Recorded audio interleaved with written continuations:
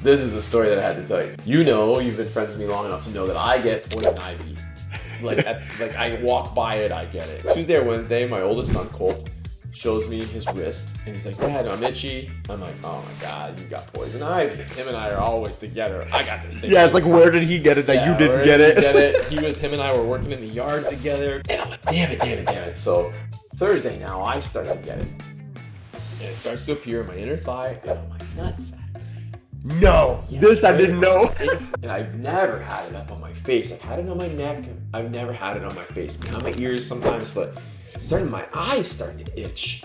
So I go to the doctor's. I wait an hour and a half at the clinic, and it turns out that it's a TV monitor clinic. It's like a Zoom clinic. So you wait in line to go in a room to talk to somebody on Zoom. But there's a nurse, so she says, you're gonna go see the doctor on the monitor.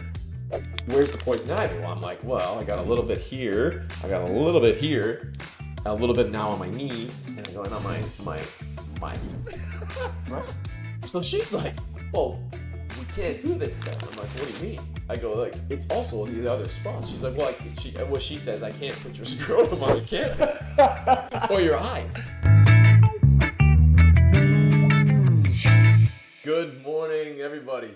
Good morning. It is morning time. Yeah, we usually shoot in the afternoon. Mike and I shooting in the morning today. I feel great, actually. This is kind of cool. I was gonna say I kind of liked even just driving in here. I was like, driving by the waters, nice and early in the morning. Sun's on the other side of my truck. Like, it was nice. Well, you have the beautiful drive when you come out here. Right? I do. Driving to Amherstburg is so nice. It really is. Yeah. Yeah, it's awesome. I love that little coming across the water, kind of just in front of my house. Yeah. Where it opens up. Yeah. It's just such a nice vibe to it. All the guys are fishing on their boats this morning. I was like, that looks so nice. So enjoyable. Well, you've come out here on your motorcycle back in the day, right? Yeah. I still have the bike, but I mean, I am selling it. But yeah, like, that was an awesome ride. I remember when you and Lisa came and Lisa gunned it by my house or something. What happened? Remember that? Yeah, I remember that. I will never forget that. Too. I know you were really pissed. So Lisa and I were riding out here. Lisa, like, I got a small Harley. It's a bobber. It's all, there's nothing on it. No turn signals, no speedometer, nothing. Lisa's got a CBR 1000. It's like the fastest bike I've ever seen in my life. And we're going to Tony's house, and we're going. Lisa's following my lead because Lisa doesn't know where she's going. And I'm like, we're just cruising along. I guess we're doing the speed limit. But then this guy rolls up next to Lisa and then nods at her. Lisa nods back at him. And within a blink of an eye, they were like a mile ahead of me. It was the fastest moving and the fastest paced thing I've ever seen. And they're bombing in and out of cars down Front Road. And I was like, nope. And then I turned right into Tony's house because we were like, that happened like maybe 10 houses in front of Tony's house. So she bombed off pieces of it was so fast paced. It freaked me out. I hated it. I can still remember the feeling of being like, nope, I'm done. You were Forget pretty this. upset about that. Yeah. I'm starting to fight by bringing this up when Lisa hears it, I guarantee. So let's change the subject. Welcome to Tango One Podcast. I'm your host, Tony Smith. We're always here to encourage you to do more and be more. And of course, I've got my co-host with me, the man who made this beautiful table and has made so many other things for so many other homes. We got Mike Difazio from What's up? Artistry. Oh, Mike and I teamed up on this podcast, and I feel like the last 10 episodes of this podcast have been the best stuff we've ever put out. And that's not to diminish Casey and Corey and Danny and some people who have been steady on here. I just think we've taken it up a level in terms of we hired somebody who's running this the editing and the reels, and I think with your energy, this has really taken off, man. We're getting tons of great feedback. No, I love it. I mean, dude, I know you're giving me some of this credit here, but I know most of this credit is all you, and I applaud you for that because the consistency. I know it can be really hard to deal with me sometimes, and you making me come out, just choreographing the whole thing is awesome to be a part of, man. So I love being a part of this. We vibe really well. We got good conversations. We align on a lot of the same things, so we can really deep dive on some of these topics that we talk about. And I think that's where the value is, in my opinion. Yeah, I think so too. The consistency's always been the hardest part for me, and it's only been really probably 20 episodes together, officially together. You've been on a few episodes before as a guest. Yeah. But I think it's always been the consistency of making sure that I show up and do this thing and get it out and edited, and I just feel so much more comfortable. You and I filmed this ourselves. We record this ourselves. I know at the start when you first started showing up, we were having some, that was the learning curve. We had some phone issues, and we heard you. Our guests were super honest with us and let us know, and we really appreciated that. And we've just been rolling. The reason I'm pumped is because we got a few reviews this week. We got some more few stars. We got some more followers, and just the feedback in general. You guys are awesome. So thanks for all the reviews, and thanks for following us. This is our journey, I guess, kind of talking about the things that matter most to us. So I appreciate that. Definitely leave a review if you haven't done it yet, and give us a follow, because there's going to be lots more content coming out. Some good stuff in the future. We got some big plans coming. Yeah, we got a couple t-shirts promised to some people who supplied us with questions. Those will be coming. However, we've got something and we have to hang on to it until we get something back, because we are working on just a little bit of new. We're going to do a little bit of like Mike's here, and I feel like we need to like spry this thing up. Yeah. So we're doing a little bit of a revamp on our logo, on some of those things. We want to get some new gear, some new swag. So rather than sending out some old swag to people, I want to wait. We'll get the new swag out and get it to some people. So yeah, like I just want to reiterate what Mike said. Thank you guys so much for listening. Please share. That's the only thing I could ask, is that you share a little bit more of our podcast. That would be the one thing. If we're going to really nitpick and ask something of our clients, it's like, give us that review. And if you just hit that share button, it's huge. Yeah, it means a lot in terms of the algorithm. It means a lot to the algorithm and us. It does. Yeah. Our minimum shadow ban. I know we had a delay in the last episode going out, and that was me. I uploaded it and I didn't hit publish.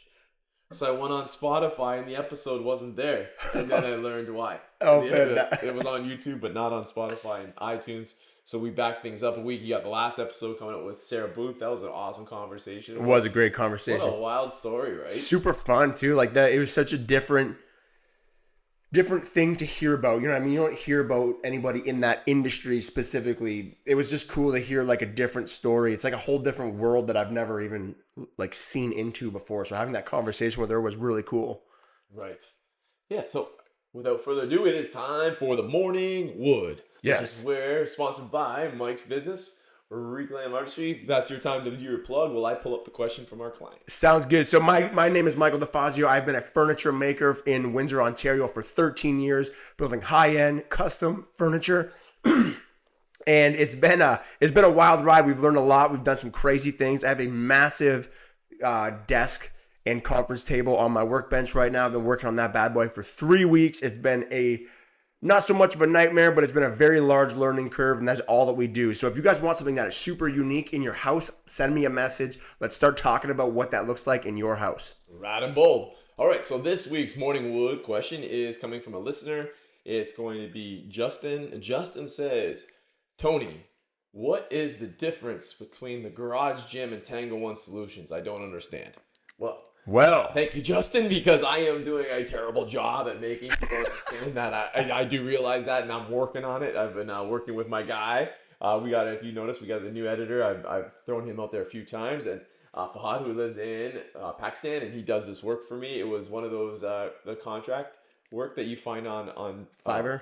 Fiverr, yeah. Yeah. And then hit it off. He did some work for me. I love the guy. Incredible. And yeah, he's a wonderful to deal with. So I hope when he listens, he's a big fan of the show now. That's awesome. It's just been unreal. Like, we have a great relationship. I talk to him almost every single day. So that we're trying to sort that out, but I appreciate the question. It gives me an opportunity to kind of address it, I guess.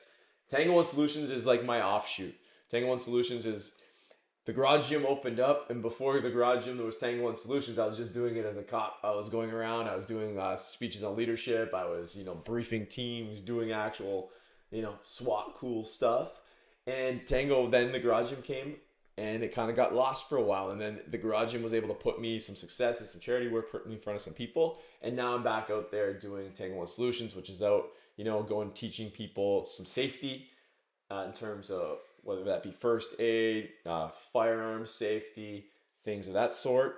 Also safety in terms of businesses. But mostly what I do is going out and doing the mindset speeches and talks, which I've been getting lots and lots of lately, and it's been awesome. And Tango One Solutions is also like my remote fitness training programs, right? Fitness and mindset programs, which I provide an online service for people. Got lots of great clients from all around North America. Had some in Europe, kind of when I revamped, I kind of let some people go that weren't probably doing it. I need people to be committed. And if you're not committed, it was better off to let them go because they're sucking some energy that could go to some people who deserved it. So that, in a nutshell, is it. I offer the Tactical Life program, link in my bio.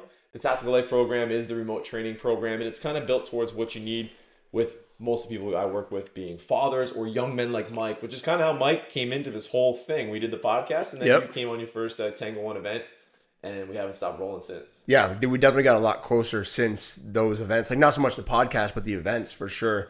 I did not know Tango One was before Garage Gym. I didn't know that. Tango One was my call sign on SWAT. Well, I knew that. Like, that was like that's actually such a sick name, bro. So Tango One wasn't really a business then, right? But it was what I was. It was doing. Your name.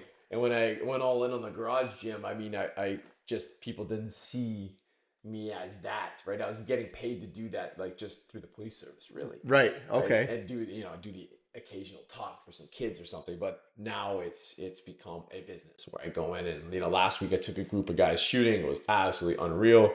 The weekend before that, I was doing the mental toughness workshop where I'm contracted out by a guy, Sean Bacon, you guys have heard me talk about. And then, of course, the Tactical Life stuff, which has never stopped. I just don't do a good job of promoting it. The Tactical Life being my online coaching program, where you can have everything from nutrition, calls, we talk about business, we talk about all the stuff that you and I used to work on, which is essentially the 4 Fs. Yeah. Right, which leads us into kind of like Mike and I, where we're going with this podcast is we want to have little segments on every time we do an episode without a guest, called the 4 Fs, which was your idea. Yes. But it's really what Tango One focuses on. So I think I love that idea because I think it meshes well perfectly in it. And it honestly, dude, even though you're a woodworker, that's what you do. That's what you talk about all the time is the 4 Fs. So you take it from there. Yeah. So the 4 Fs, I mean, this is when you're talking about it being like what Tango One is, the 4 Fs are kind of like, it's like the underground core value type thing. It's like every core value is kind of coming out of these 4 Fs. The 4 Fs are family, finances, faith, and fun. And those 4 things are where we're going to be able to build. It's like the building blocks. So we can build the core values on top of those things, because those 4 Fs are what everything that is important to us is revolving around. So that 4 Fs is going to be like, it's going to be those 4 things. We're going to talk about a little one of them each time that we have a podcast. And we're going to deep dive in them, and we're going to have a couple people talking, specifically people that are experts in those fields, talking a little bit about, I mean, those things, one of the 4 Fs, which is going to be pretty fun. It's going to help us as people, but it's also going to help you guys too, because we're going to let you in on all the little secrets that we're getting from these guys. So it should be pretty fun, I think. Yeah, the things I learned the most here are always based on that. Yeah. It's coming through some other guest. And we just want to get the opportunity to more people to come on here, promote themselves, of course, but also to provide that value, right? If you're providing the value to people, that's the best way of promoting yourself, in my opinion. You're the expert. People want to be surrounded and learn from the expert. They don't want to just learn from some guy. It's like, if you're completely immersed in one of these areas, like, you've got a lot to teach, like everything that you teach, like through Tactical One, it's like, it's very deep information. It's like, it's specific, it's niche, like it's applicable to whatever you want to apply it to. So it's the same thing when you're getting somebody that's going to be able to talk about finances, for example. You can apply those finance tips or tricks or whatever to anything in your life. So it's like, it's the value that we're getting from the expert. Right. Yeah. And that's what Tango One Solutions is in a nutshell, I guess. It's taking those 4 Fs and delivering on them in a more specific way to you. Whereas maybe not the finances part, I'm not an expert in that, but the, family, fitness, fun, faith, all those things, we're gonna hammer out into that. Would be 5 Fs, but yeah. Wait, did I get them? Fun is just us naturally. Did I say them wrong? I think I might have said them wrong. Did you throw fun in there? I threw fun in there because I forgot fitness, but fitness is one of the 4 Fs. Yes, replace, but fitness is fun. Fitness is, yeah, but honestly, when you peel all it back, okay, first of all, 4 Fs is actually fitness, faith, finances, and family. I tried to smoothly fix it, but now you're really highlighting. I'm just gonna make it. We're gonna for sure fix it. I messed it up, but I mean, you're right. Like, fun. I mean, if in the real world, all of those things, in my opinion, when you're progressing in any of those things, it's fun, right? If you're progressing in any of those areas, any of those 4 Fs, it's automatically fun. So I guess you could throw the 5th one in there, but I feel like the fun is just applies to all of them, and when you're doing them, you know what I mean? In my opinion, anyways. I've been addicted to personal development and personal growth for 10 years. I got addicted to learning, man. I can't stop learning. I love it. I love it too. This morning I'm like, we sit in my sunroom. I don't have too many mornings off. This morning, Danny took my shift. I've been exhausted. You've seen my schedule lately. I've been just flying around, moving around. It's been Yeah. amazing. But it takes a beating. It does take a little bit of a chunk of my soul. A lot of travel, For man. 2 days. Yeah. And Danny switched me shifts so I could sleep this morning. I said to Nikki, who just left, Nikki's our number one here. She's been ride or die. She's been with us at the garage gym since, I don't know, 2015 or something, and probably 2014, 13 as a member, and then we hired her. Anyways, Nikki, I said to her, isn't it crazy that when we sleep till 7, I slept till 7:15 this morning, and that is literally 3.5 hours sleeping in versus the rest of my week? Yeah, dude. Well, the garage gym is great, and I have no complaints. I mean, we're done. Nikki's leaving work this morning at 10 a.m., right? However, she got up at 3:45 to make sure that we're here and, awake. We don't want to roll in here 5 minutes before. We want to be here awake. Classes organized. Fired up. We're ready to go when that first person comes through the door, because Yeah. that's what they need. When they're also getting up, these people are getting up at 4:30. Some people get up at 4:50 to be here for the 5 a.m. class, I'm sure. But they're rolling in here and they need that energy, getting rebounded right back after them. So that's the kind of thing of it. Anyway, where I was going with that is sleeping in, man. Oh, felt so good. Yeah. So good. It's so good, man. And what's crazy about like sleeping Sleeping until 7:15. sleeping until 7:15 right now though, like at this time of the year, I feel like when I open my eyes and it's like even 6:30, I open my eyes and the sun's completely out. I feel like it's noon. And I'm like, oh, I gotta go. I'm like running out the door and it's like before 7. It's like, wait a second. It does mess with you. Yeah. It does mess with you. And we've been dealing with the fish flies. Oh yeah. The fish flies. Nasty. So anybody listening who's not from this area, right around this time of year for a week, maybe 10 days, in particular the East End and in particular this end of town, Bell River, Tecumseh, the East End of Windsor, the West End of Windsor, and like out in Amherstburg along the water here, and oh man, Harrow. We get hammered with fish flies, and they're disgusting. They're covering the fronts of the building. Anywhere there's light, or even like inkling of light, It's they a cover plague. It up. It's a plague, It does man. look like a plague on It's the front of the nasty. building. At our condos, like they shut all the street lights off. They shut all the building lights off at night, and there's no fish flies around. But like last year, they didn't shut them off for the season. Oh my god! And like you'd open the door in the morning, you'd be like, okay, well, there's 500 fish flies that just flew into the building. Like no exaggeration. No, like that's not actually so funny. It's probably actually low. Yeah, it's probably low. There was one time Lisa is like petrified of fish flies. The girl who we just talked about racing her bike down the front of my house is petrified of fish flies. Yeah, that's like the one Keep thing where going. she's like, I can't do it. So we go for maybe it was last year, might have been 2 years ago now. We go out for sushi. We get there and we get out, we get in the car. There's like no fish flies. We eat dinner, we go to leave the building, and it was like the plague hit the city within an hour.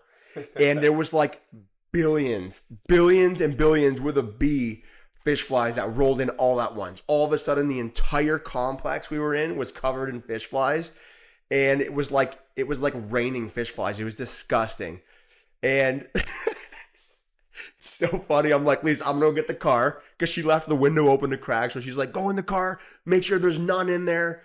So I'm like, I get the car and I pull it up to the door, and like the sushi guys, like the guys that own the business, they gave her an umbrella to like run out with the umbrella like a shield to run to the car.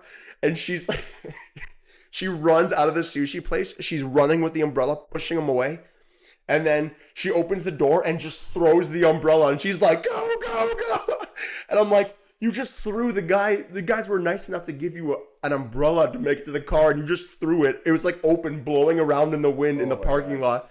Oh man, so funny. And then she called him. She's like, I'm so sorry. But the umbrella's in the parking lot. Well, it's high school prom season here right now. Yeah. And I remember my prom party was in Harrow.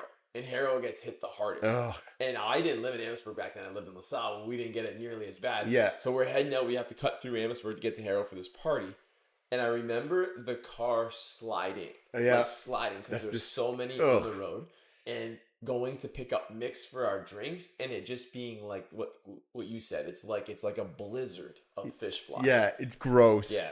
And then hilarious is that we went up at that party that night, and I remember whatever leave any of that stuff out of it. I was in a tent, let's say. Okay, I was yeah. in a tent, and I wake up in the morning And I go to get ready. I like the hangover like crazy. It's in a farmer's field, this tent where we were having this big old party. And, everybody did the responsible thing, stayed overnight. Kids, anybody going to their prom, please be responsible. I feel like kids are way better at that now than they were when I was I hope so. a kid, 25, 30 years ago, whenever this was.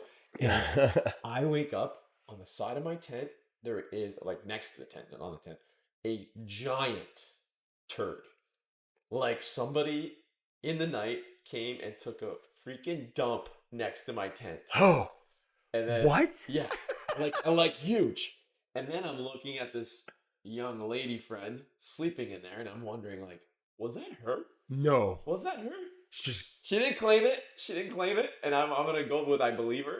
That was probably some drunk man, I hope.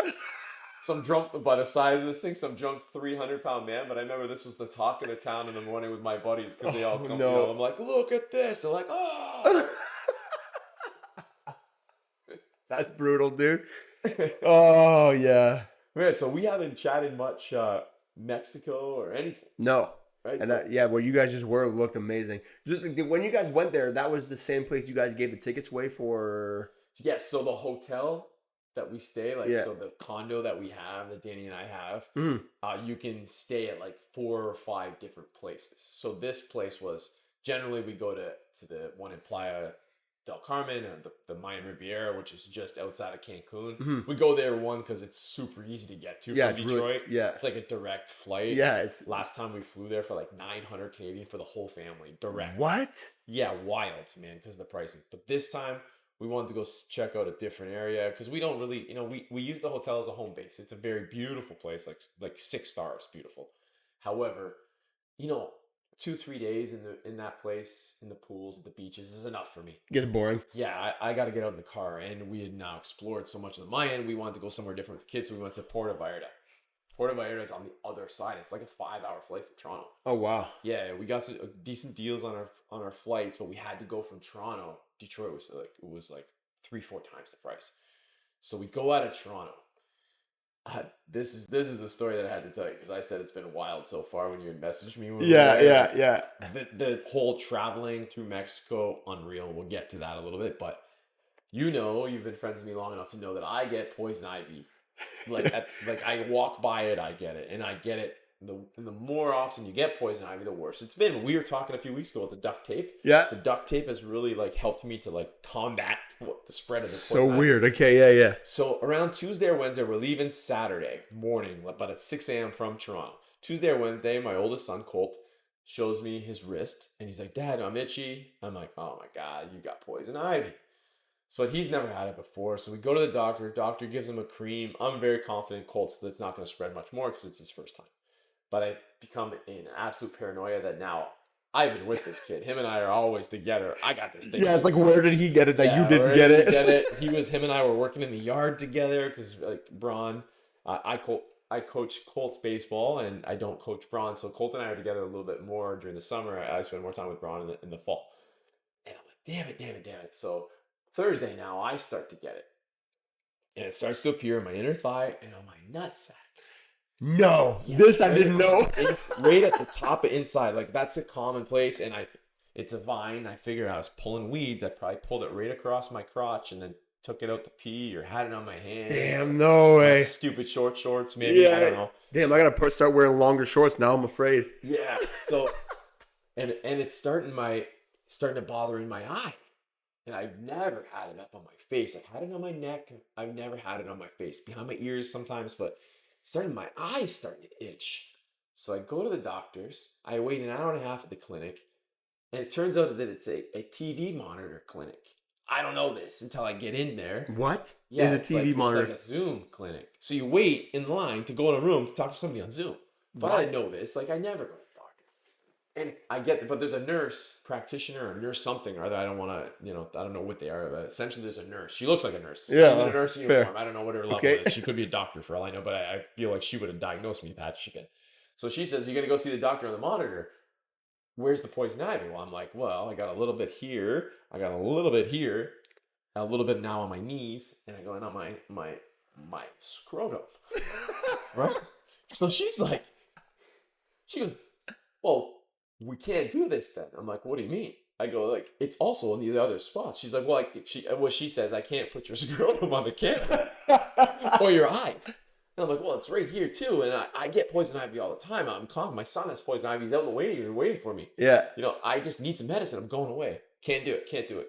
Like, you gotta be kidding me. So I gave up my only hour and a half I had I'm leaving like tonight. I have to coach baseball, and I'm getting in the car driving to Toronto right after baseball. Driving. Oh, so this is in Windsor. Yeah. Oh, okay. This is even weirder to me because I never heard of these clinics. But keep going. So I coach baseball that night. My eyes are starting to get worse and worse. Sleep for an hour, and now I got to drive to Toronto Airport. Our flight's at 6 a.m., like I said. So drive through the night, get on this airplane, 5-hour plane ride. Halfway through this plane ride, my eyes, oh man, feel them, right? You know, planes, like 5 hours on a plane on a good day sucks. Yeah. Right? I have to go to the bathroom, take my underwear off because I'm on fire. My nuts are on fire. The insides of my thighs, where it was, are on fire. And I'm like trying not to look like a deviant, sliding ice down my pants to try to cool it. I got an ice pack on my eyes from the, they think I'm having an allergic reaction. For sure. Oh no. Oh my God. So land in Mexico, it's so hot. It's like 1,000 there, and the heat is just punishing this. Yeah. Now, fast forward, I wake up Sunday morning. This is where the story gets crazy. I wake up Sunday morning, my entire face, I've never had it on my face, like I said, my entire face, my eyes are swollen, always shut, my forehead's covered in a rash, my lips, behind my ears, my cheeks, my forehead, everything. What? And like the ones on my legs that you can even see if we zoom the camera in are still healing. That's how bad they were. It's brutal. Danny calls down. It's like I said, a 6-star hotel, so they have a doctor. Oh, nice. So $100 US, doctor comes up to my room. Doctor's half and half English, Spanish. His English is pretty good, I gotta say. He looks at me, he examines everything, including my nuts. Looks me in the face in front of like my kids and my wife, and he goes, "You have herpes." Herpes, he says. I go, "What?" He goes, "Yes, you have herpes." Herpes. And I look at Danny and I go, "What is happening?" And she goes, "You tell me." Which is hilarious. Yeah. And then the doctor goes, "Yes, like herpes Slottner, something it's called." And so Danny's on the Google machine, furiously typing into the Google machine, I'm sure. And she's like, she shows me, herpes Slottner is shingles. Oh, okay. Shingles. So like, you know how they say a cold sore is herpes. Yeah. Shingles apparently is a variation of herpes virus. But this doctor, so Danny looks at the doctor, she's like, "Yeah, shingles?" And he's like, "Yeah, shingles." I'm like, "Well, can you start saying shingles, please? We say shingles in English." Yeah. So I'm still not convinced I have the shingles. Right. But the guy's like, he goes, "Yep, you got the herpes Slottner, and it's too advanced. I can't treat you here. You got to go to the hospital." I'm like, "Oh my God." So it's like 7 in the morning. I'm like in my underwear. Right? Put some clothes on, grab my cash, and they like, it's a 6-star place. They take me down this back elevator. They don't want anybody to know there's anybody going to the hospital. Back elevator to the bowels of the hotel. Drive me out on a dirt road. Like dirt roads. Like we don't take one road to get outside of the hospital this hotel property, which has like this beautiful like landscape to it. Right. Like, and the property's like, it's gotta be 150, 300 acres. Like it's huge. Damn. All up through these dirt roads. Guy gets me to the hospital, which was beautiful. But now at the hospital, everywhere that I go with my file, every nurse, every clerk, herpes. That's all they're saying, even though it's shingles. So I get in. The doctor, I'm trying to now explain, but then make the realization they don't have poison ivy in Mexico. Right. Oh, damn. Right. So she's like, but then another doctor comes in because like rashes are rashes. At the end of the day, it's very hard, I think, to diagnose, especially if you've never seen poison ivy. For sure, but yeah. I'm sure they have stuff in the jungle there. There's gotta be. So an older doctor comes in. The first doctor, now I'm on my second doctor, I should explain. The one at the hospital is my second doctor. So the second doctor, she thinks shingles too, but she's not sure.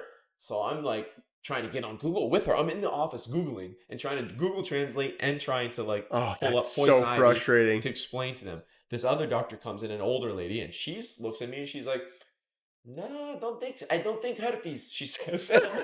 I know it's not herpes. Yeah. I don't think shingles.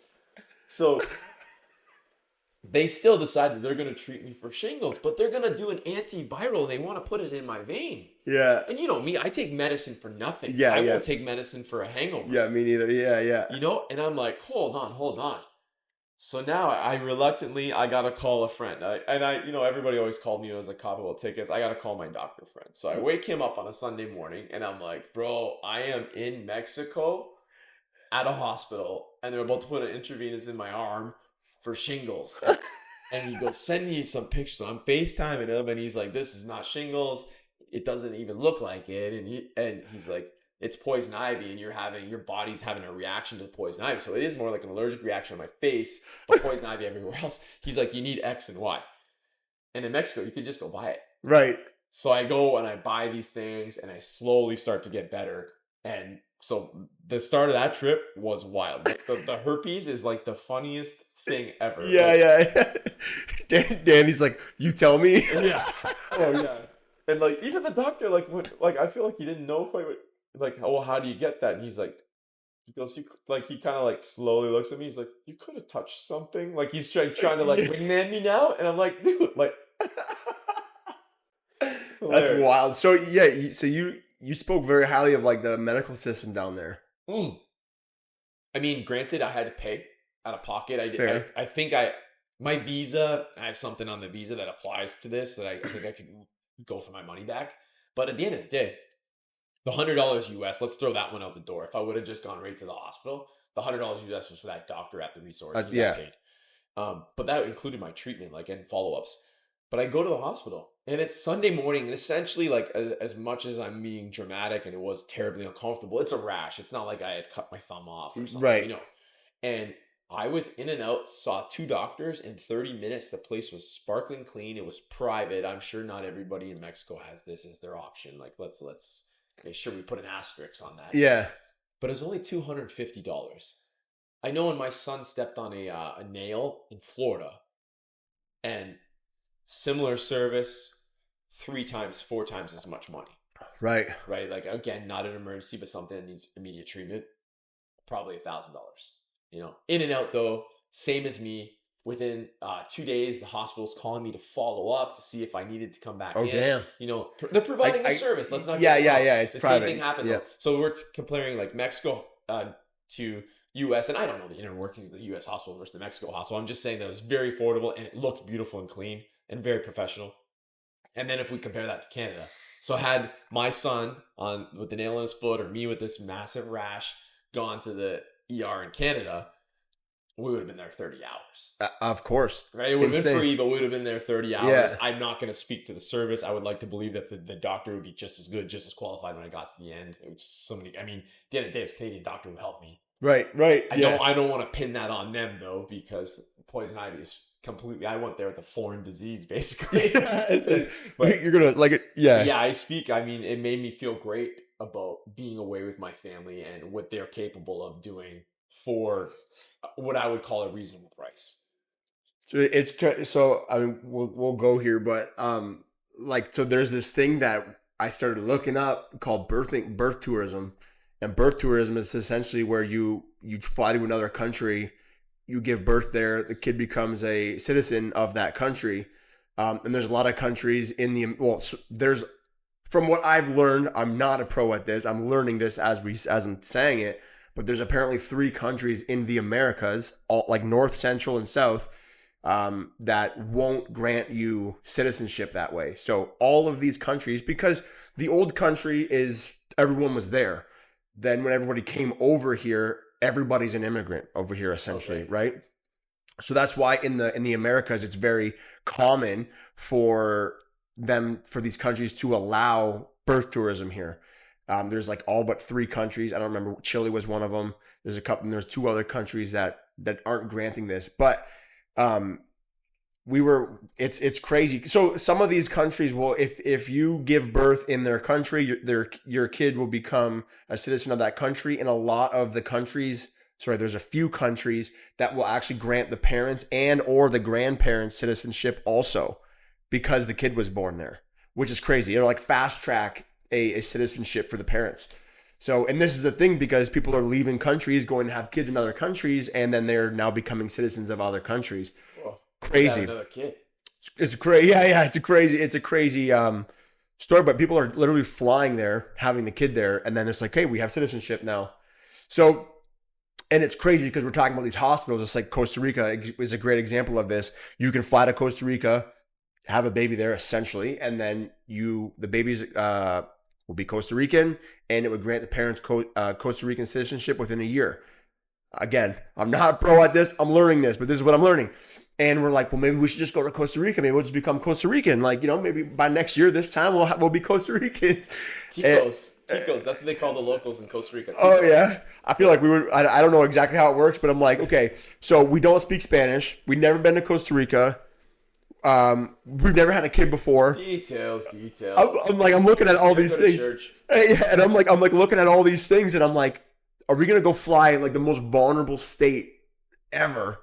Like for at least being in the most vulnerable state of mine ever, and go into a country where we can't speak the language, we have no idea what it's like there, never been to a hospital there, no idea about anything, and then just go get our citizenship in Costa Rica. It's like it's a little gnarly. I've spent tons of time in Costa Rica. It's definitely not. I think it's actually considered second world or something, right? I don't know. I don't know anything about it. It is very. I mean, it's beautiful. First of all, of course. Yeah. That part. However, like the education systems, like I think they're very, very solid. From my limited experience, three, 4, maybe 6 weeks I've spent in Costa Rica, and not like in a hotel. Like that was back in my more hardcore days of traveling. Like this, we're talking backpacks, driving around hundreds of kilometers. So sick. Like thousands of kilometers probably through that country. It's an unreal country. And Danny and I were talking too, way less less serious note was our boys and her. We go to different dentists. Danny and the boys go to one and I go to another. Our boys and her were due for their dental checkups. So we get back and, because I was at the hospital, conversations start with other travelers. And like, we know that there's so many people, and even Americans, like Americans have this reputation of not being open to these things. There's so many Americans there that are like, have moved to Mexico or have traveled significantly. Yeah. And a lot of the people there, they're like, when we come down, we get all of our dental stuff done. We do all of our checkups because us, you and I and Lisa, the same, right, Danny? We don't have the coverage anymore. We don't have, I don't have dental covered like I did. And, and I feel those expenses every time the boys go. So I think it was $900 for the three of them to get their checkups. Yeah. Where I could have had it with the same quality. I would like to believe, I'm not dissing on anybody who does dentistry here by any means. I'm just saying, if I can get the same quality for a third of the price. And a vacation. I also believe it was being run by like that clinic that was recommended to us for the dental clinic was Canadian. Oh. So you're getting that. Like, I just think like next time that we go on vacation, it's like, hey, let's just spend one day of that vacation and one half of our day and get this shit done. Right? Go and see the dentist, whatever else we have to do. Danny bought some, and I don't know if this is legal. I hope it's not. I hope it's fine. But I mean, she needed it anyway. So I bought extra medicine for my poison ivy for like nothing. Right. And Danny gets super bad migraines. Her migraine medicine, it costs us like $200 every time she goes. She bought it for like $10. Damn. So there's something wrong with that, in my opinion. Yeah, like, for sure. Let's not get into the whole food's making us sick thing or the environment's making us sick. But like, okay, when you do, I'm not a big medicine guy, but there are certain points, certain things that you need it for. Of course. It's a necessary evil in our world, absolutely. And when you need it, the fact that migraines are one of them. If you ever had one, it's the worst. When you need it, it's going to cost us that kind of money versus $10. Teeth cleaned at this price versus this price. For when we're talking apples, we're not talking apples and oranges. We're talking apples and apples. Yeah. What's wrong? Right. And I honestly think it's red tape. It's red tape on everything. Why is the housing so expensive? I'll blame red tape. Why is food so expensive? Red tape. Red tape. We have red tape and made this country into a bureaucracy so insane that like there is so much extra stuff. You got to hire people just to make it through the red tape. Well, where does that expense get paid for in the company that's producing whatever it is? It's going to the final consumer that's paying for it, right? Like you got to make sense out of the business. So like if I got to, the perfect example of this is the housing thing. There is so much extra permits, red tape, right. All of these things that we have to pay for just to build a house, to do a renovation, to add an extra unit, you know what I mean? All of this extra red tape. Who pays for that? It's the tenants or the people buying the houses. I feel like this can be argued the other way as well. getting into buildings and stuff would be out of my area of expertise, but.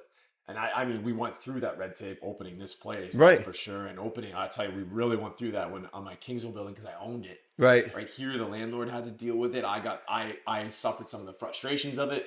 But in Kingsville, where I own that building, I had to deal with it. And it was what? I mean, it literally backed us up 8 months. Right.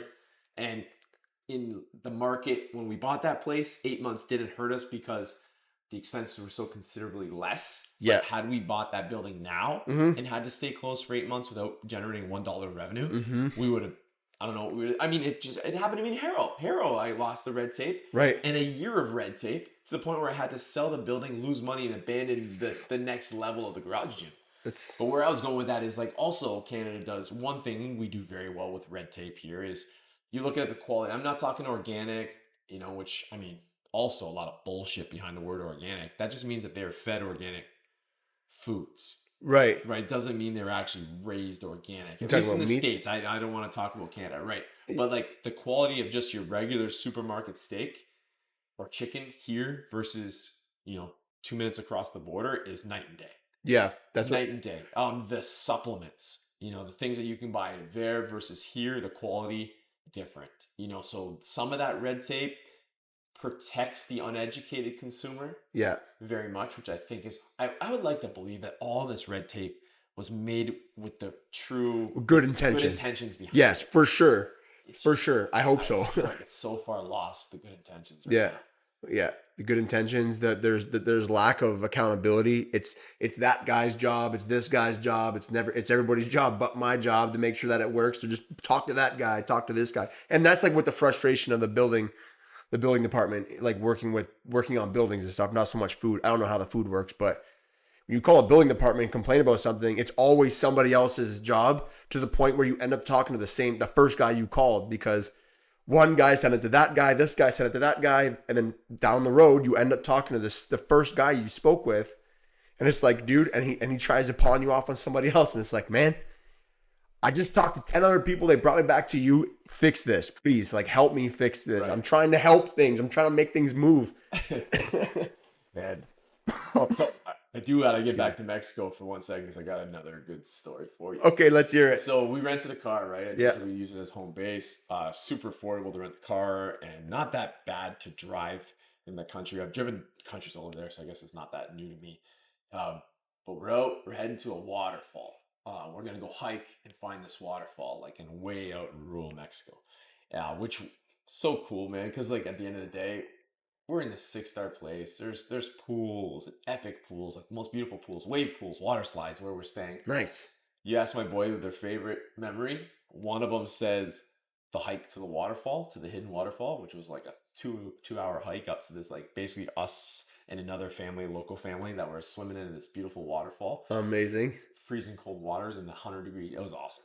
And then my other son taking this boat, like not a tourist boat, like a boat to the ocean, to like this hidden beach, and spending the day like living real Mexico. So those are things. But during our travels to one of these places, and I was putting paper towels. I was folding paper towels to put them over my wounds, my blisters, and taping them. So I look as ghetto as can be, and probably not very hygienic. So I'm driving there, and I'm going through, and the light is green. It's a hard green. Then the light starts flashing green, like an advanced green would be. But right. I'm already like approaching it. I honestly don't know what to do. I'm like looking like, is everybody gonna start turning left? And I kind of have a panic moment where I'm thinking everybody's gonna start turning left in front of me. So I hammer the gas. It goes yellow for literally 1/8 of a second, and then boom, red. Cop jumps out. No way. And he's on foot. Like, he jumps out in front of my car, like, stop, and like sends me into this private drive. We're in like downtown Puerto Vallarta, so it's like it's like being in a big city. We're in a nice part of it too, which is probably why the police presence. Oh yeah. And the guy comes to my window. He speaks no English, but he says red light, and he knows the word money. Red light. It's gonna cost you 2,500 pesos, which whatever, 100, maybe $200 US. You got to go pay 8 to 4 tomorrow. I'm like, red light. And I'm like, it wasn't really red. I was through it, but I can't really make an argument. And he's like, and I can speak okay Spanish. And he's like, or now it comes, right? Pero, which is like but, Pero you can whatever it is, 1,500 pesos right now. So now I know the gig's up. This is not 1,500 official pesos. This is 1,500 pesos, right? So Danny's got the wallet out. When you travel to Mexico, you do have to have 3 wallets. One with a little bit of money in it that people can see, and then a stash in case you really, really need it later, right? So that's one of the things we do. We got money stashed everywhere, a little bit in front of us. So now that I'm like showing him my tattoo, I'm in a tank top, I'm showing him my SWAT tattoos here. I'm like, Policia de Canada, I'm your amigo. And he's like, amigo, yes. He goes, but still 1,000 pesos for you. I go, how about 250 pesos? He's like, starts roaring in laughter, right? And Danny's kind of like, pay the guy. And I'm like, 250 pesos. He's like, 700 pesos. I go, 500 pesos. He goes, 500 pesos. So we got it down to like $40. Yeah. He passes in his notebook, like where he would write the ticket from. And Danny takes it, puts the money in it, closes the thing, and gives it back to him, and we're on our way. The boys are in the back seat like this, right? Yeah, that's insane. What? Hilarious. I wonder if the flashing green light like is the yellow. It is. It's like, hey. It turned out like we now spent the next week driving there, and it turned out that is the yellow. Oh, okay. That replaces the yellow, but it does still turn yellow. Like, but why would it's like a blink of a yellow. Why would they even add the yellow in there? the blinking green light, like it's just like, oh shit, what is this? Pull over. Yeah. I love how you negotiated the fee, the under the table fee. That's so funny. Hilarious. That's amazing. Yeah, like I've heard your crazy travel stories. I love it. It's like my thing is like I don't even know how you find these things. How did you find a rural like waterfall in the middle of nowhere, like 2.5-2 hour hike? Like where do you even find this? Like, Danny does a good job of it. She does a lot of research, and we really took advantage of the homeschool. True. Too. So the boys and Danny did tons of research on the area and started to make a list. Okay. And then we kind of went through that list. I mean, that's not typical of how we used to do it, but that's how we do it now. Fair enough. And then what do we do too is you just talk to tons of people there. It was actually that particular waterfall was from a woman working at the hotel. I don't think it was the cleaning lady. I think it was like the lady at the desk. And we also say like, hey, we're not looking for anything gringo. Like we don't want a tour. We want to do this on our own. And this lady's like, oh, the most beautiful place I've ever been. But she's like, it's far and it's hard. We're like, tell us more. Yeah, perfect. Tell us more. And we had to hike up this riverbed of boulders, and it was like 100 degrees. And I also had blisters, poison ivy. Yeah. My boys loved it. I loved it, even though I was uncomfortable. I loved it. Like we're out there with our backpacks on, and so sick, making our way, and always with it's not like I'm hiking the provincial park or national park in the state in North America. Like I know Mexico's North America, but it was.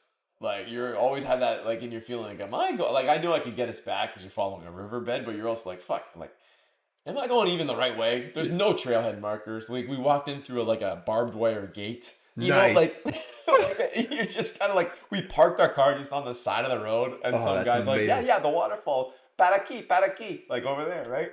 Like unreal. Like, all right, here we go, right? That's so sick. So when did you start? Like, because you always traveled like this before the boys and everything. When did you start traveling with them like that? Like just recently? Yeah, recently, ish. We lots of stuff stateside, obviously, but I just didn't see the enjoyment of going when the boys were like super young. Yeah, unable to kind of like I know there would be value, we'd have fun, just not relaxing enough until the boys could like put their own shoes on and shit like that. Yeah. Like carry a little bit of stuff on their own. Yeah. Like, much younger than Braun to make that hike would have been challenging. For sure. And Braun was awesome at it. He loved it. Actually, he liked it more than Colt. He's the one who loved it the most. And oh shit, when he's the youngest. I literally just spilled my coffee on my lap at the beginning. Look, you got poison ivy on your crotch, now coffee. You're coffee on my crotch. Cruising for a bruising. After I'm just gonna sit here like it didn't happen. It wasn't that hot. But yeah, that we started traveling like that around probably when they got to be 6 or 7 years old, and now it's getting even better. Now we were stepping it up a little bit. For sure, because Lisa and I are like, we don't want to change our lifestyle to like because of the baby. We want to bring the baby with us on the lifestyle. We still want to travel, man. We still want to see the world. There's a lot of families that we see as like you guys are bringing the boys along to like go hike in the riverbeds and stuff like that. Like I want to do that. Obviously, it's going to be a little tougher when I got to carry like a newborn. This might not be the right time to do it, but like I 100% want to get to the point where we're like, giving little man a backpack full of stuff. Like, make sure you carry this, or you know what I mean? Like, I can't wait for that. Yeah, and just sending them out too. Like one of the things we really do is like when they got to go to the bathroom, for example, in a restaurant in like Mexico, where we're not in the gringo part of Mexico, gringo being the tourists, the white people, right? Yeah, Is like we make them go and ask where the bathroom is. that's awesome. We make them do those little things so that they have to learn to communicate without they're learning the words baño, say, ¿Dónde está baño? Right? And then when the guy explains and they can't understand, they're like, solo inglés. They're saying, I only speak English.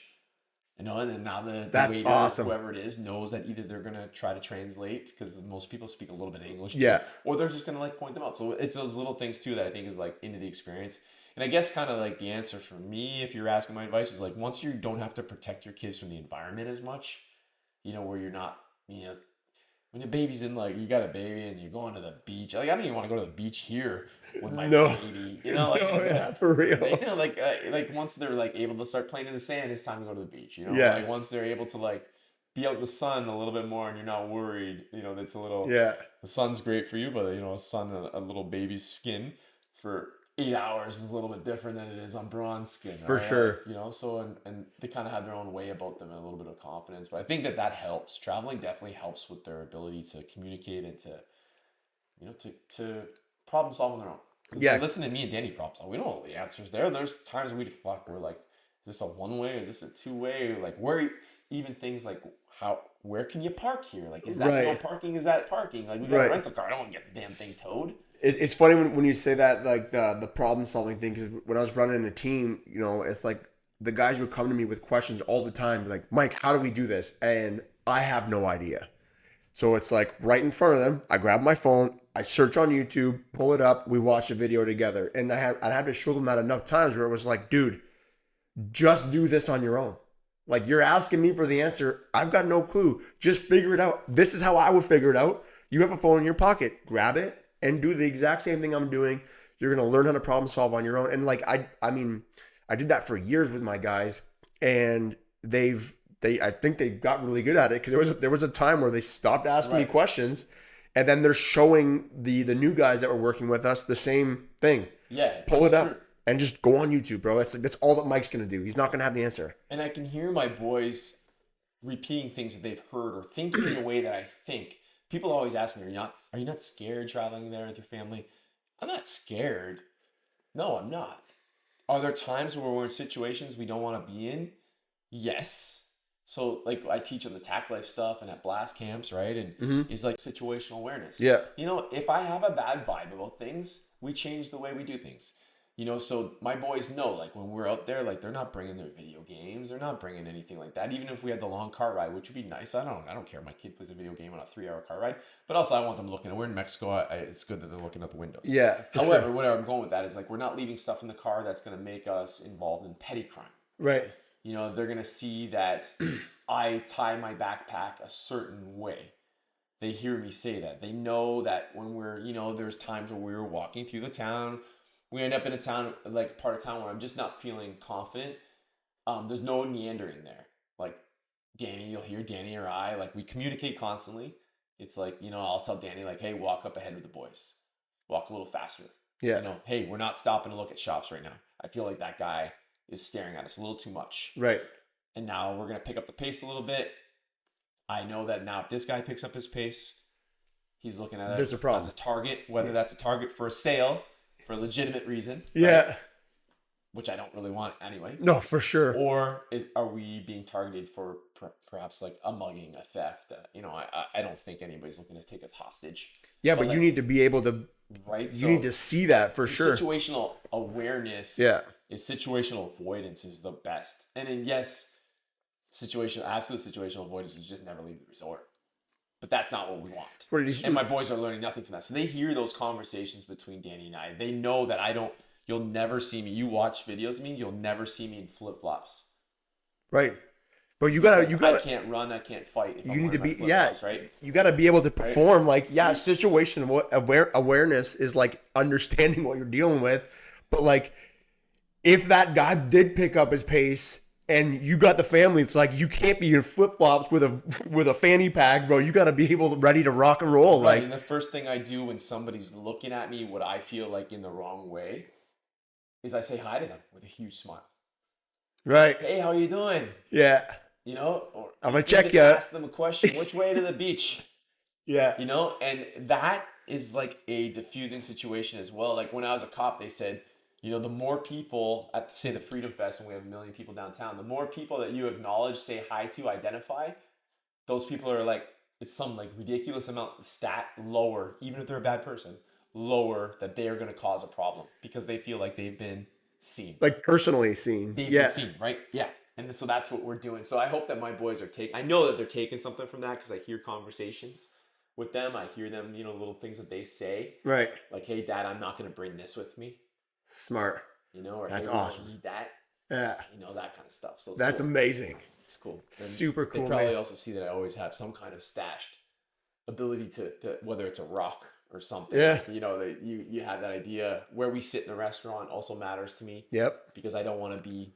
We'll do everything we can to avoid just being in the wrong place at the wrong time. For sure. Right. So that I feel like those little things help. Smart. It's like Lisa already knows. Like when we go to a restaurant, like I'm watching the door. She's like, yeah, but the women are supposed to get the booth. I'm like, yeah, but I can't see the door, so you're sitting in the chair. Sorry, babe. I'm like, I need to see what is. Excuse me. I need to be able to see what's around. I need to know what's happening. Like while you're just chilling, eating your meal, I need to be able to see what's happening around here. Who's coming in? Who's leaving? Who's looking at us? Like I want to know that, and that's what I do here. I don't trust people here either. Like, right. You know what I mean? I just got back from New York City. Like I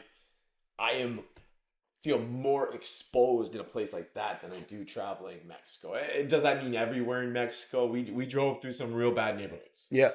But there's little things too that I'm doing. Like I'm not pulling right up in front of the car in front of me. I'm leaving myself, and I have a plan. If we're at this red light, I feel shitty at this red light. I feel exposed. We have no tint on our rented vehicle. Right. My little wife with her blonde hair, my kid with her blonde hair, we do not belong. Me and Braun, you can blend in. Pull off, right? Yeah. We clearly do not belong. Yeah. And that makes you more likely to be a victim of something, True. Random. Not random, targeted, right? And I just know that, like, hey, if something happens, if somebody starts coming at the car, this is where I'm going with this vehicle. Right. Right. And that it's just little things, practicing that. And then people say, like, that's paranoia. I mean, that's not paranoia. That's confidence. It's like that's giving me the confidence. Yeah. The preparedness takes away the paranoia. Yeah. Right. And keeps me planning, and honestly makes me feel good about it. It's where I'm not, I'm doing the things I could do. Does it mean I can handle every situation ever? Does it mean if the cartel jumped out with machine guns that I'm going to be able to?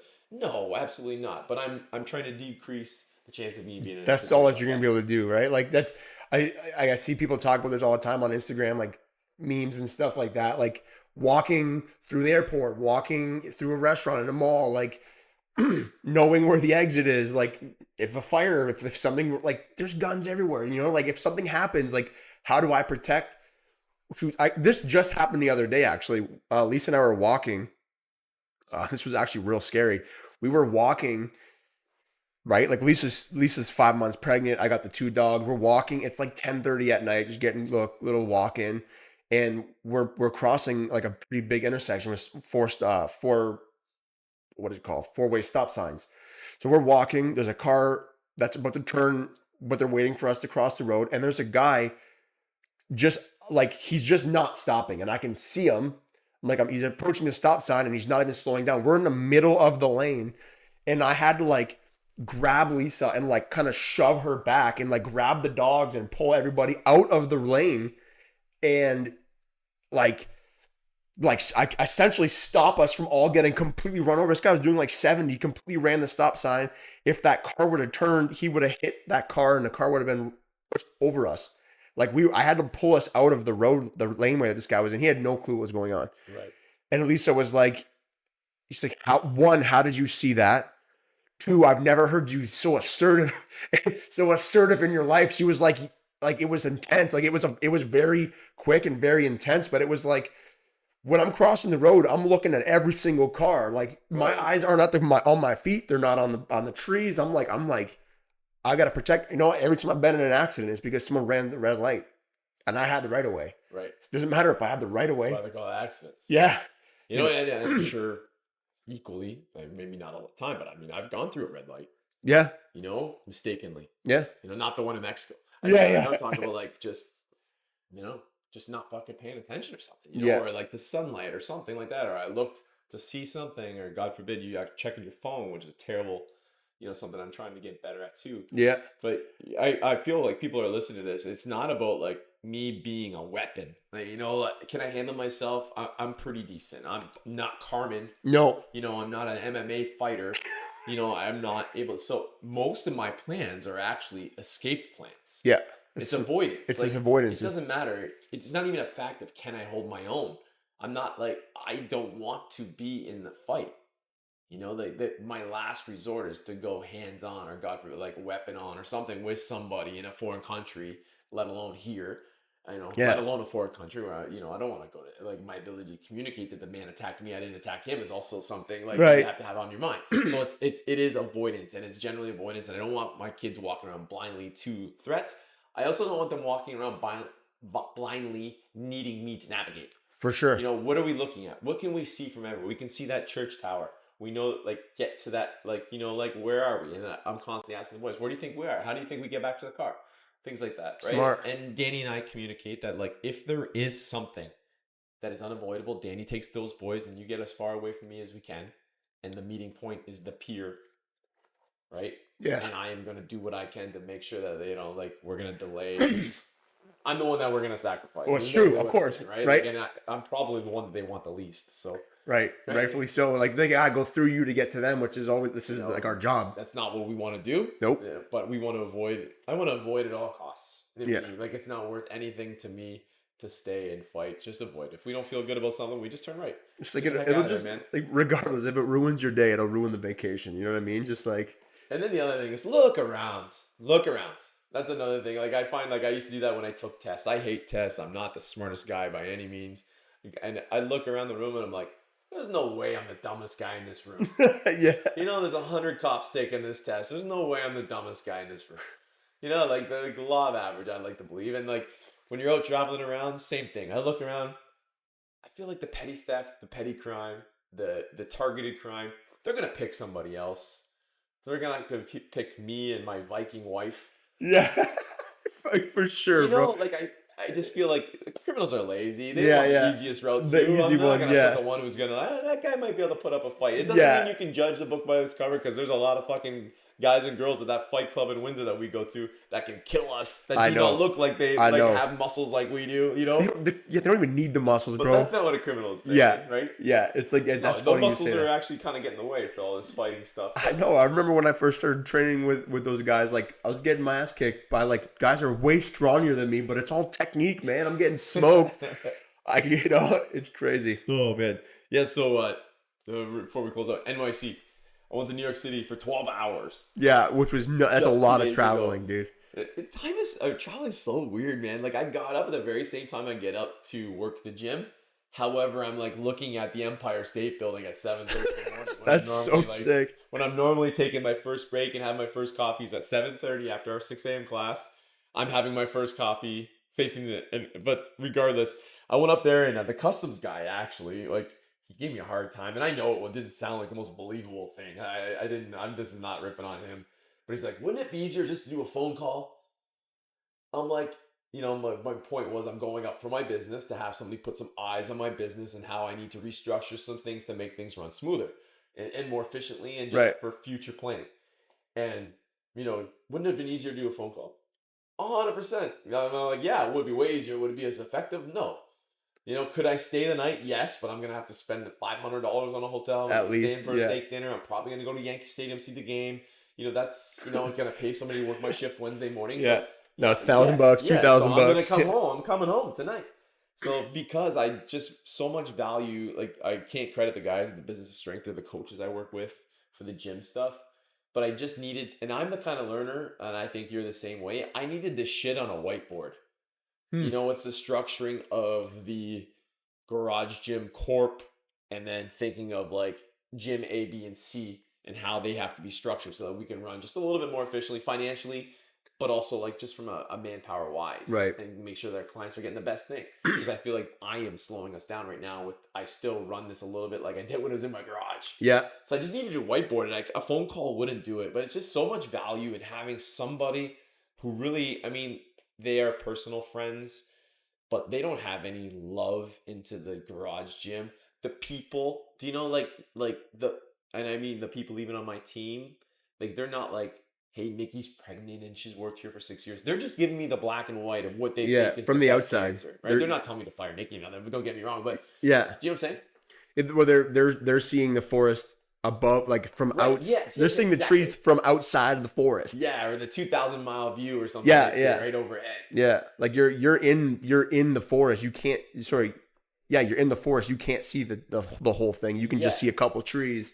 But from them, they're not in the forest with you. They're able to see all the trees, and there's like, hey, it's like you're blind. You blind yourself to certain things because you're focused on other ones, right? You got to focus here, here, and here, but the bigger view is sometimes hard to see. So yeah, so much value. I just came back, but again, if you come back with, what are you gonna do about it? Yep. When you get back.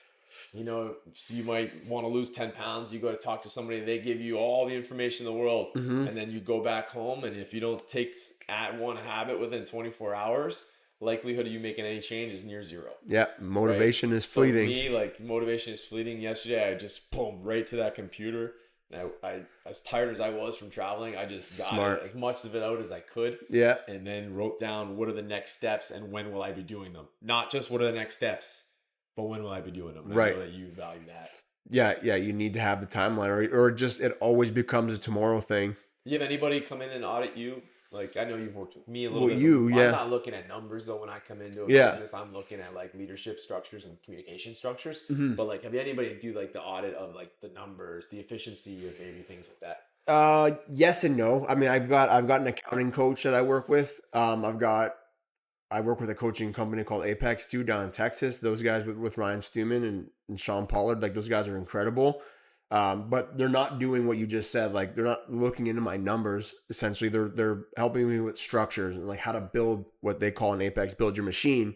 I've been building my machine, which is amazing. And now I have this system that is like, the system is more powerful than the tools I have. Like, so is this Apex? Are they specific to wood shops? No. Specific to small. But what are like, I've taken would course. They work with me? Like, yeah. They work with anybody? Yeah, they work with everybody. It's like an overall business thing, like a personal branding thing as Tony. But Tony owns Garage Gym, and then through Tony, Garage Gym has more value because Tony does X, Y, and Z kind of thing. Right. So like they build you. It's more than just building out your business. It's building out the owners, building out the people that are doing the marketing. Like you're doing the marketing constantly for Garage Gym, so they're building out the systems there. But I've worked with guys that are specific to just wood shops before too. Got a lot of value from that. Was it the best? It wasn't the best thing that I've ever done coaching wise, course wise. But you got some peers out of that though. Yeah, I still talk to those guys. So much freaking value in that too. Like, yeah. I say the business strength guys, they give me so much value from them specifically. Yeah. But like, if they were even crap, which they're not, but if they were just mediocre, and I kind of, man, the people they've also introduced me to, like purposely and also like just kind of unofficially, but I just sat next to this dude in class. Yeah. It has so much value. It's the proximity thing, right? Like how close are you to successful people?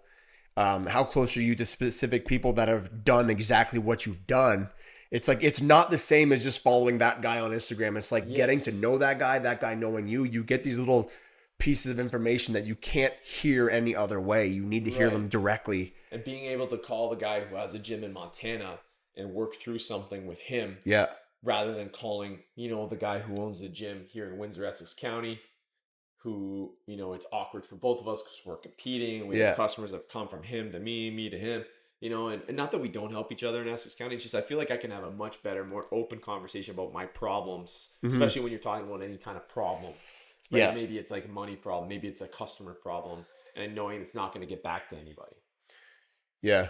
I've always tried to help out the other wood shops that that message me though. Like if anybody, Same, man. like if they have help, I'm always trying to help them out. Like if anybody's gonna try and like take over what I'm doing, like it's have fun, bro. Yeah. Like I mean, same thing. Yeah, You know, yeah. Any gym, like we do help. And John Mack, particularly Bobby Tran, Sawyer. Yeah. We really do help each other. Yeah. Just sometimes, maybe the problem's just I want to take it outside of Essex County. Yeah, fair enough. Just so that nothing gets back to a client or anything like that. But yeah, it's good. It's good. You ready to smash some workout? Upper body day today? Let's do it. Yeah?